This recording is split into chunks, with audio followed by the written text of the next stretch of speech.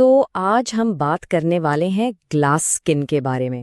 یہ لفظ آج کل بہت سننے کو ملتا ہے، اور ساتھ ہی ہم دیکھیں گے ایک 7 دن کا چیلنج جو کہتا ہے کہ اس سے قدرتی چمک حاصل ہو سکتی ہے، اور یہ سب ایک بہت مشہور گھریلو ٹوٹکے پر مبنی ہے۔ چلیں سب سے پہلے تو یہ سمجھتے ہیں کہ آخر یہ گلاس سکن ہے کیا چیز، اس کا مطلب کیا ہے۔ اکثر یہ ٹرم استعمال ہوتا ہے، لیکن اس کے پیچھے کا کانسیپٹ کیا ہے، آئیے اسے آسان لفظوں میں جانتے ہیں۔ اس نسخے کے ماخذ میں اس کی تعریف بہت ہی خوبصورت انداز میں کی گئی ہے۔ کہا گیا ہے کہ اس کا مطلب ہے ایسی جلد جو بالکل شیشے کی طرح ہو، ایک دم صاف، ہموار اور پالشڈ۔ ایسی جلد جس پر جب روشنی پڑتی ہے تو وہ چمک اٹھتی ہے۔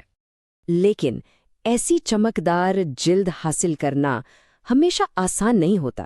اکثر دیکھا گیا ہے کہ اس راستے میں لوگوں کو کچھ مشکلات کا سامنا کرنا پڑتا ہے۔ جب بھی ایسی سکن کی خواہش ہوتی ہے تو فوراً خیال جاتا ہے پروفیشنل ٹریٹمنٹس کی طرف، جیسے پارلر جا کے فیشل کروا لیا جائے یا پھر کسی ڈرمٹولوجسٹ سے کوئی پروسیجر لے لیا جائے۔ لیکن اس کے 2 پہلو ہیں۔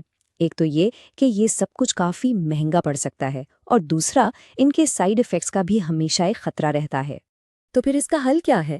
اسی ماخذ میں ایک بہت ہی آسان 7 دن کا چیلنج پیش کیا گیا ہے، اور سب سے اچھی بات یہ ہے کہ اس کے لیے ساری چیزیں کچن سے ہی مل جاتی ہیں۔ اور اس چیلنج کے ساتھ وعدہ بھی بہت بڑا ہے۔ دعویٰ یہ ہے کہ اگر اسے صرف 7 دن تک مسلسل استعمال کیا جائے تو حیرت انگیز نتائج مل سکتے ہیں، اور جلد اپنی سب سے بہترین حالت میں آ سکتی ہے۔ چلیں اب سیدھا اس جادوئی نسخے کی طرف بڑھتے ہیں اور دیکھتے ہیں کہ اس کو بنانا کیسے ہے۔ شروعات کرتے ہیں ان چیزوں سے جن کی ہمیں ضرورت پڑے گی۔ اس ماسک کے لیے کوئی لمبی چوڑی لسٹ نہیں ہے، صرف 4 عام سی چیزیں ہیں۔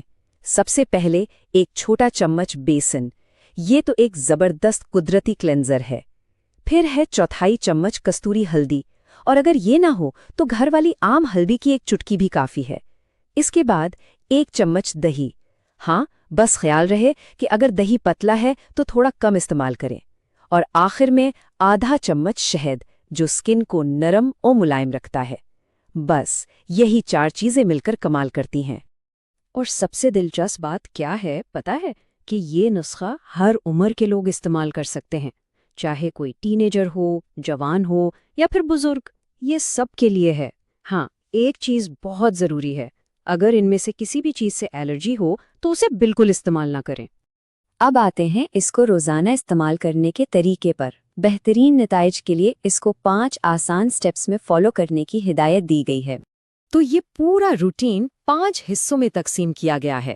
پہلا سٹیپ تیاری، یعنی بالوں کو پیچھے باندھ لیں۔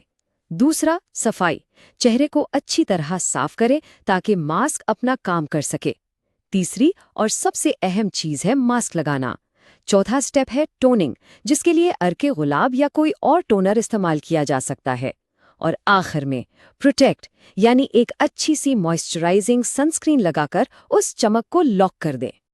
اب ماسک لگانے کا طریقہ تھوڑا سمجھنے والا ہے، کیونکہ یہ بہت ضروری ہے۔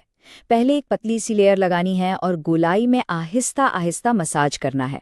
خاص طور پر ان جگہوں پر تھوڑا زیادہ مساج کریں جہاں داغ دھبے ہوں۔ اس کے بعد اسی کے اوپر ایک موٹی تہ لگانی ہے، اور ایک بات کا خیال رکھنا ہے، اسے بالکل پتھر کی طرح سوکھنے نہیں دینا۔ جب ہلکا گیلا ہو تبھی دھو لیں تاکہ سکن کی قدرتی نمی برقرار رہے۔